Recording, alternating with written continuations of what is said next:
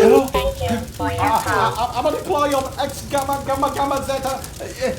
I'm calling. I'm in distress here. We have a fire. We have a fire. What is your location?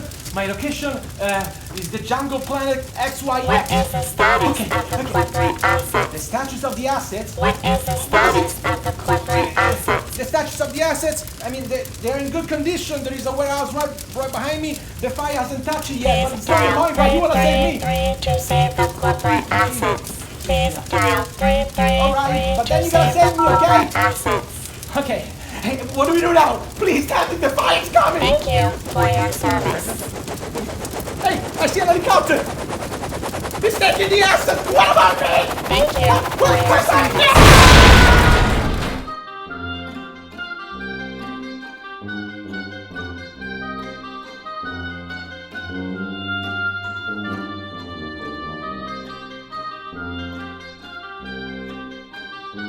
Welcome back to ITeachHerSheWins for another juicy episode. What game are we going to be talking about today, Molly? The game is Distress Call, Please answer! Answer me! designed by Cameron Parker. The art is by Rebecca Parker, and it's a lightweight game that plays 3 to 5 players, fairly quick. The average game length is 30 minutes, a little bit longer if you have more players, but once you have played a few games, you're like, it really is 30 minutes. The core mechanic is memory. You will be memorizing where color cubes are placed where, push your luck, bluffing, and a humor component, and also a small variable play powers component, because each player will have his unique corporate badge or identity, giving him/her his own unique scoring conditions. Players are crew members of a corporate reacquisition department spaceship traveling through galaxies to repossess valuable corporate assets from distressed employees while leaving them behind. Distress Call takes place over a series of rounds. The first player to have won 2 rounds wins the game. In a nutshell, we're placing cubes into cargos. One of the 3 cargos would be destroyed. The other 2 would be scored according to each player's unique scoring conditions. For instance, the robot smuggler will score 4 credits for each red cube, illegal contraband. The xenobotanist will score 1 credit for each black cube that is saved, 2 credits for each green cube that is being scored, and so on. Each round is structured in 5 phases. The first one is determining the first player, the employee of the moment or employee of the month. At the beginning of the game is the player with the highest rank, which is the lowest number at the bottom left here.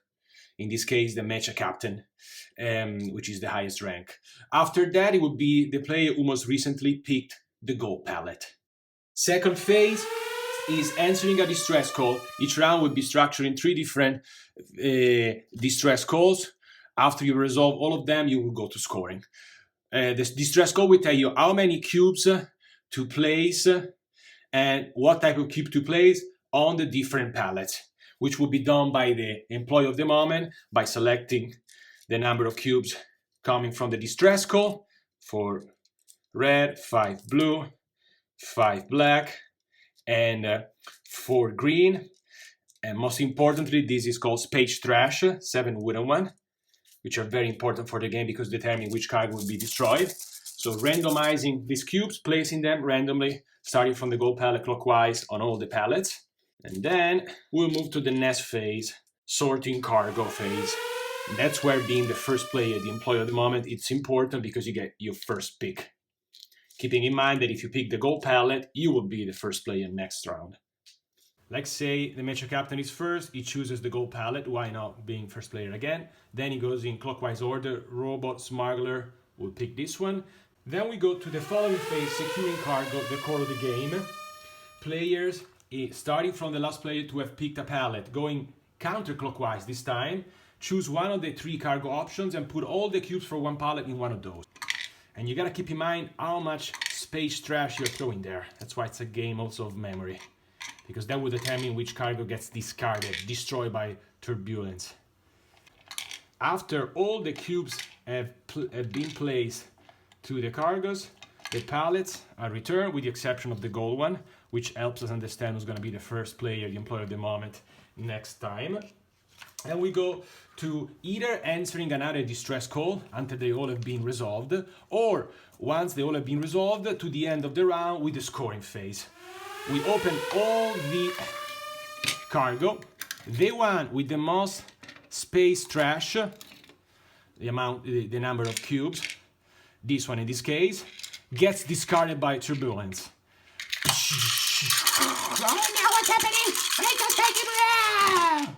The other two cargoes reach safe a processing facility and are scored by all players. So for instance, the robot smuggler would have scored the two red ones, so 8 points, 8 credits for him. The xenobotanist, 1 point for a black one, 2 points for a black one, plus 2 for a green, 4 points, 8-4. The captain would have scored 3 points for the blue, 2 points for the black, and 1 point for this one, 6. 8-4-6. This would be the score at the end of the first round, so the robot smuggler would have won the first round. You keep on going like this until there is one player who has won 2 rounds. Molly, how do you win distress call? Well, first, I would say that you try to be the next first player by always choosing the gold palette. And second, if you can't remember where all of the cubes are going, try to remember where the space trash, most of the space trash is going. Yeah, because that cargo would be discarded through turbulence and no player would be scoring those cubes. Thank you guys for watching us. Check it out. Distress Call, a light, quick, fun game about repossessing assets, leaving people behind.